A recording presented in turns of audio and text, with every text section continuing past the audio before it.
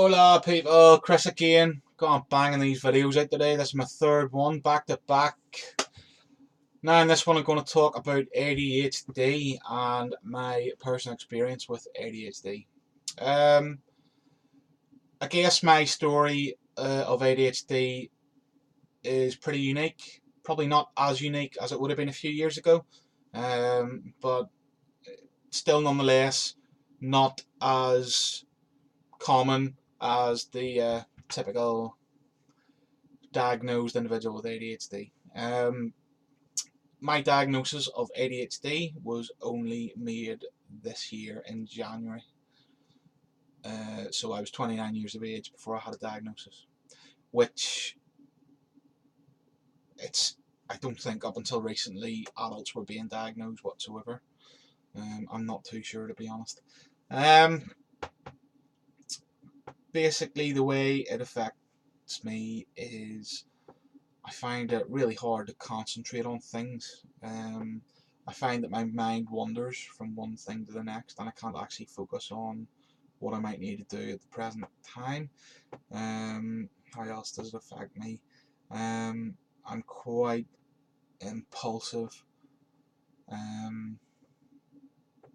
mean, I was guilty of often doing things in the past without kind of thinking and considering the consequences. It can make me quite irritable, it can make me have mood swings, it can make me very, I wouldn't say hyperactive, but quite hyped up. How else does it affect me? It's made me quite rubbish with my finances and things like that. It can make me forgetful at times, like I'll miss appointments, can miss like say for instance in my bank account miss payment dates for like direct debits and stuff like that. Can often get sidetracked and forget things that I actually need to do. And this is something that I've experienced all of my life and I never understood what was going on or why I felt like that. As a child, growing up in Northern Ireland, went to primary school over there. It was never picked up in school. And I guess that's because in school, in primary school, I don't really want to sound big-headed, but I'm going to anyway. I found primary school really, really easy. Had my work done like that. It was always like 100% really good work. And then I got bored and didn't know what to do with myself and started doing silly things, mucking around in class, things like that. But for whatever reason, I guess because my grades were always good, it was never really picked up. And then going into secondary school, I went to a grammar school in Northern Ireland. I'd done the 11 plus in primary school, and that meant I was able to go to a grammar school. And I think that's when things really hit me because instantly I was out of my comfort zone and I really struggled with the work. So I just didn't do the work, couldn't concentrate on the work, started mucking about in class, never got into any serious trouble, but was always just doing silly things. I'd be in class like doodling or drawing pictures or talking instead of actually focusing on the work I had to do. Didn't do my homework, didn't hand in any work. So yeah, I kind of feel like I had a bit of unfulfilled potential going through grammar school. Um, Managed to finish grammar school, albeit I left at the end of 5th year. I don't know what the English equivalent to that is. I think it might be year 11. So I've done my GCSEs in grammar school. Obviously didn't get the grades to get back into grammar school to do 6th year. But I did get reasonable GCSE grades. So after that, didn't know what I wanted to do. As I said in my other videos, started a few college courses, but was just constantly mucking about, doing silly things, not going to class, not doing my work. And I just couldn't stick at anything at all. And I know I've mentioned about my experience with psychosis and depression as well, but this has probably had an effect on that as well. Cause just didn't know what to do, didn't have the motivation to actually stick at anything. And I mean, even career-wise, I've had so many jobs. I've just bounced from job to job to job. My typical work experience has been, I'll start a new job, I'll hit the ground running, and I'll do really well in the first, say, couple of months. And then I'll start to get bored, I'll start to get lazy, I'll start like ringing in sick because I just can't be bothered with the work anymore, can't be bothered with the job. And then I'll not get in trouble, but I'll start getting, like, say, my manager saying to me, why haven't you done this, why haven't you done that, why are you not doing this? And I'll just be like, oh, I don't know, I just can't focus.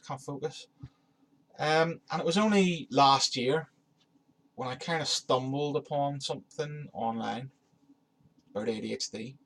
I read through the symptoms and I was like, do you know what, that sounds exactly like me. Sure, this has just been written about me. This is exactly the way I present and the way I feel. And I was like, but surely ADHD is only something you have as a child. So I read more and more into it, and then discovered that more and more adults are actually now being diagnosed and medicated. So I was like, this is too like me not to be what I have. So contacted the GP and just said, look, well, actually I wrote down all my symptoms, and I brought a copy of, like, the symptoms of ADHD with me and said, look, I know this is a bit random, but I think I might have ADHD and I think I might not have been diagnosed as a child. Could you just please refer me on to someone that could maybe just do an assessment or something? And the GP was quite not very helpful whatsoever, to be honest. GP kind of looked at me and within 10 minutes said, well, you don't have ADHD, you're sitting there, you're not fidgety. And I was like, how can you judge me from 10 minutes of sitting in your room and say I don't have ADHD? I'm telling you that I have concerns and I think that I very well might have this condition. Not 100% certain that I have it, but it's very likely given my life experience. And bear in mind, this GP, this was a GP in England, so it wasn't my GP from Northern Ireland that knew me through my life. This GP didn't know me whatsoever and was really quick to dismiss it, but persevered and eventually did get a referral to the integrated delivery team. Well, it was the access and assessment team who I had an initial appointment with, like an initial mental health assessment. On the back of that, I was referred to the IDT, integrated delivery team, the autism and ADHD pathway, who sent me out a lot of information and quite a lot of questionnaires for me to fill in, and they requested quite a lot of information as well. Like, they requested, like, previous school reports and things like that. So there was one really long questionnaire for me to fill in. There was a long questionnaire for my mum to fill in, and that was retrospectively talking about how I was in my childhood. And then there was also another questionnaire for somebody that knew me very well currently to fill in. And on the back of that, got all the questionnaires filled in, got all the evidence together, had an initial appointment then with the integrated delivery team, went through all my questionnaires, chatted about my experience, my symptoms, things like that. Came to the conclusion that it's highly likely that you actually do have ADHD. After that, I was put on 18 milligrams of Concerta. Chemical name is methylphenidate. Methylphenidate.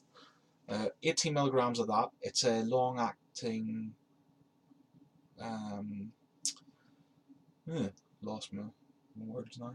It's a stimulant medication used for ADHD. Well, it's one of the medications that's used for ADHD. So I was put on that, 18 milligrams. First day I took the tablet in the morning, and oh my god, I couldn't believe it. It was like, see this lamp here? I've been living my whole life like that. Took that tablet, as soon as it kicked in, light just came on in my head, and I was like, oh my god, I can think clearly. I'm not acting silly. I started to get things done, and I was like, oh my god, I've went my whole life like not knowing that I'm suffering with this, and it was kind of a relief as well. Like, I think when on my next appointment, I think when they actually diagnosed me properly with ADHD, like, I think I broke down in tears, because it was like, I was relieved that it wasn't just me. There was something more to it, and I was also relieved that the medication was like helping me. So from then I've had like regular checkups, regular appointments. At the minute I'm on 54 milligrams of Concerta, quite stable on that, and that really helps me. One of the main side effects though with stimulant medications is it also acts as an appetite suppressant, so I have to be really careful during the day that I remember to eat, because once I take that tablet, say 20 minutes, half an hour after I take it, my appetite is gone and I will not feel hungry all day. The thought of a meal will make me feel sick.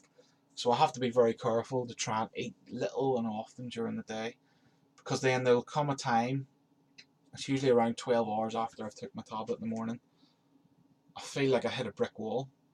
All of a sudden, lose all my energy, become very, very tired and very, very hungry. So that's also about trying to stop myself from raiding the cupboards and eating all junk food.